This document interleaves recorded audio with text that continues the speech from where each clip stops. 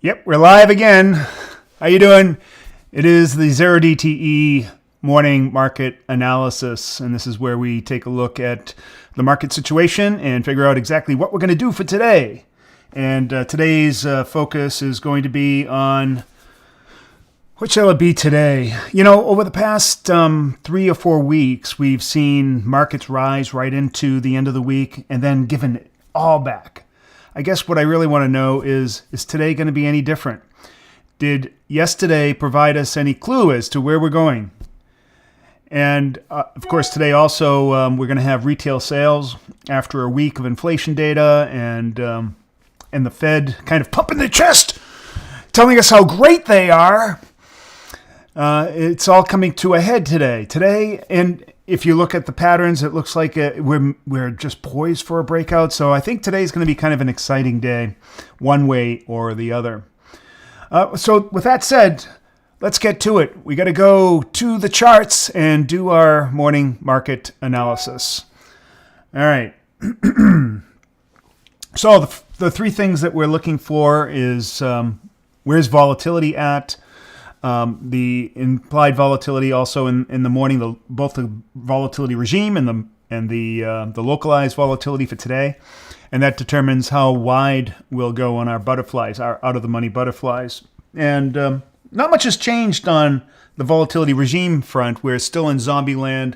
We're at 15.3 here in the morning, so that means that our range is somewhere between 15 and 20 wide. The next thing to do is look at the big ass fly and see where that's going to tell us to come in on that range. Should we be on the upper end, the lower end, or should we be right in the middle? And that's determined by its debit. The big ass fly is a 50 wide at the money butterfly that I look at with the E-mini S&P futures.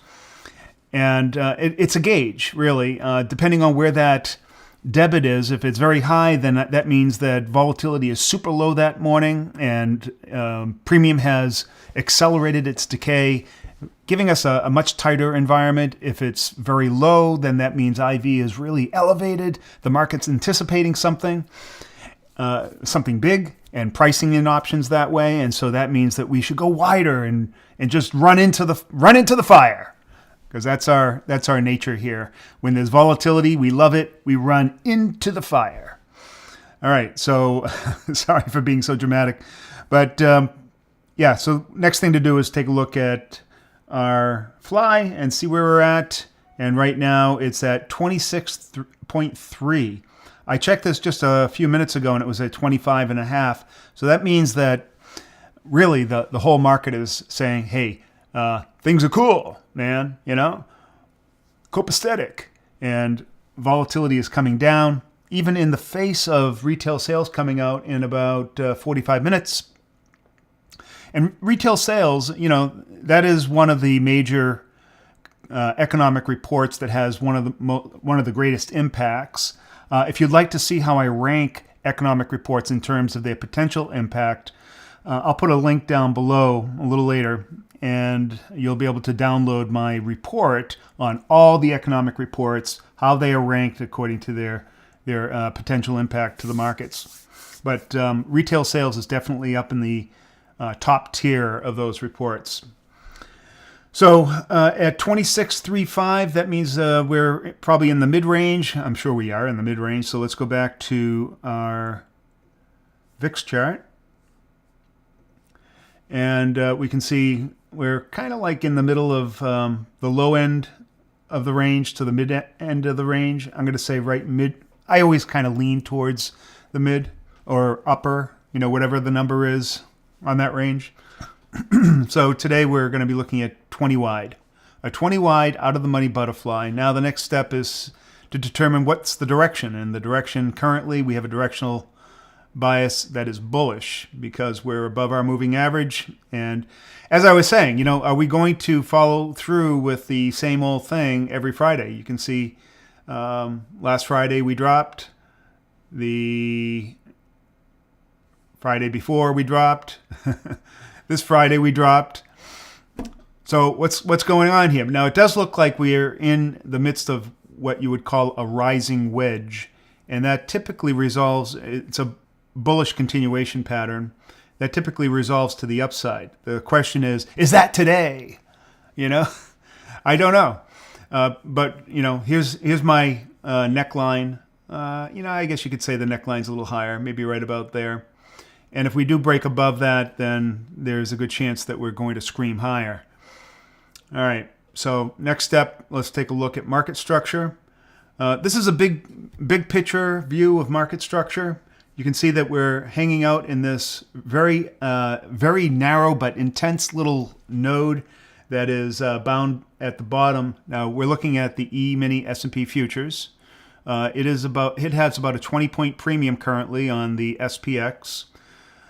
And at the bottom, it's at about 61.20, and at the top at about 61.40. And you can see right here here's the closing price from yesterday, and then just under it is the current market price. So we're hanging out in this node, looking to potentially break out of it. All right. And you can see our consolidation, the meat of our consolidation was on this much larger node with a POC at around 60.85, 60.86, something like that. All right. And we're out of that. We hopped the creek. Now we're in this little node. That's the next barrier to get through. If we get above this, there's very little liquidity, as you can see. All right, so let's also, I did a revamp of the market structure. I'll turn that on here. You can see it. And now I'll zoom into our daily to see where our entry levels are going to be. So I'll go to the 5-minute chart. Let's just sort of expand this all a bit. Now that I've zoomed in, I really don't need the volume profile anymore because I have it all marked up. Red and green lines are the demarcation of volume nodes, and green is at the bottom, red's at the top. So you can see here we're bouncing right off the bottom of that node that I described between 61.20 and 61.40. And so what we're looking for here between these two vertical lines is our market session, 9:30 to 12:30. We're looking for a bounce off of one of these nodes, probably off of the bottom of this node, and then take a position higher. All right, so something like that. Yesterday turned out to be a fantastic trade. We bounced off the bottom of the lower node here and went up. Now, we had an impulsive move in the morning. And after impulsive moves, you're looking for, well, okay, we're going to expect some kind of pullback and then see if we retest that high. And that's exactly what happened. We had an impulsive move up real strong, tried to make a new high and then pulled back, and then started to see a series of lower highs and lower lows. And so we all thought, okay, we're going to roll over here. But this right here was where the pattern was broken, and the market took off where let's see, not right there, right about there, pattern broken right there, right? And so we no longer continued the lower highs, lower lows deal, and then it went for a new session high right there, broke through that, and then we were off to the races. And so yesterday we had a new trade on that we're examining called the Mother of All Flies, the MOAF. It's currently under development. Soon we'll have it in curation, and it will be we're pretty positive it's going to be part of our edge case strategies. And essentially what it is a huge 50 wide fly or anything appropriate for that volatility regime.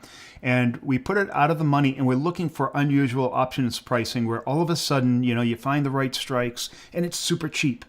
And this happens every once in a while. If you can catch it right, you can get an incredible gamma working in your favor and put on a very wide fly for very cheap money.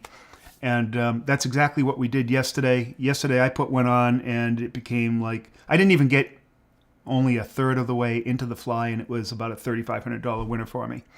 So that's cool. That's what we're looking at today. Yes, that's what we saw yesterday. It would be wonderful if we saw that again today, but we'll see. I do have a mother of all fly trade on right now, and it's on the SPX. It's what is it centered on? Yeah, let me see if I can bring that up. And I'll report on it tomorrow to see how it panned out. So let's see. Got to put on the SPX. So I don't have it actually running in Thinkorswim. I have it running in my other account that allows me to trade SPX pre-market. But anyways, here's an example of a 50 wide fly, super close to the money, but it only cost me $3.75 to get in. 50 wide fly for only $3.75. Man, what is that? What is that? As far as a risk to reward, we've got to calculate that. All right, so 50 wide minus 375. That means it has a max profit potential of $4,625 divided by 3.75. That's a risk to reward of 1 to 12. So you can see, even though it's so close to the money, it is ridiculously priced. And so we're looking at super high gamma. Look at the premium decay that's already occurred on this. Any move upward, and I'm going to make big money very quickly. I mean, I only have to move 10 points, and I'm already about $1,000 up on this trade. So it only cost me $375 with a potential of nearly $5,000. That's an incredible trade. And look, if I lose, no big deal from my point of view. I mean, this is an appropriately sized trade for my account. I've got a very large account. I am barely using 0.15% of my total capital. And so a trade like this where I can return 1.5% off of such a small investment, that is just outrageous. And that's really what we're all about here on our asymmetric trades. Finding these type of trades. They don't come along every so often. Typically, a trade like this would cost me well over 10% of the width. Probably closer to I don't know, 12 or 14%. But to have it at a 1 to 12 risk to reward ratio at what is that? What is that percentage? That is about 7%. So that's an incredible deal. Anyways, that's the mother of all flies, brought to light to us by one of our members in our coaching service. And he's been trading it, really making bank on it. So we're looking at it as becoming I should just go right back to the big head here. Looking at it as, and some more coffee. This is not an endorsement, but Death Wish coffee, strongest coffee on the planet, and really great coffee. Eat your coffee in the morning. So anyways, it's one of our edge case trades. We have it currently under development. Soon we'll have a trader's guide out. In any event, that will also be available in our school community, which is called the 0DTE Academy. If you'd like to join that, go down below. You can see the link. You'll learn all about our strategy, process, methods. There are also 2 live calls every week. Fantastic value. And that's the stepping stone to getting into our VIP coaching service. So, any event, that's where we stand. So we're 20 wide for our out of the money flies. Although, why put on an out of the money fly when you can put on a big ass fly or a mother of all flies like this one? Today, I mean, it's like a no-brainer.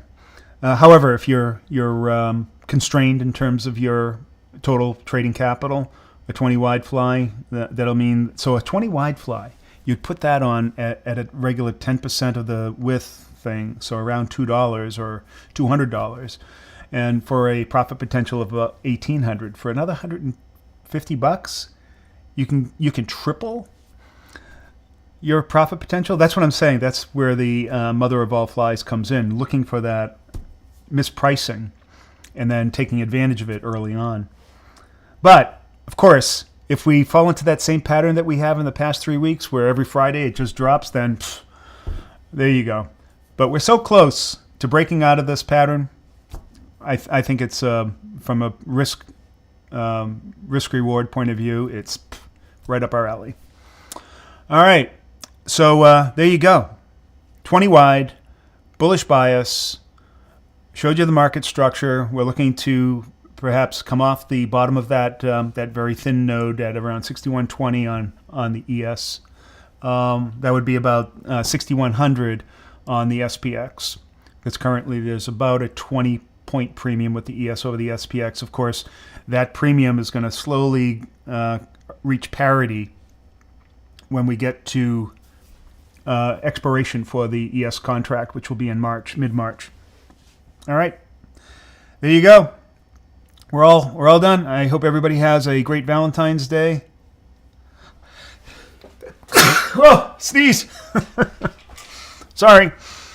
Great Valentine's Day. Be kind to your loved ones. Coach Ernie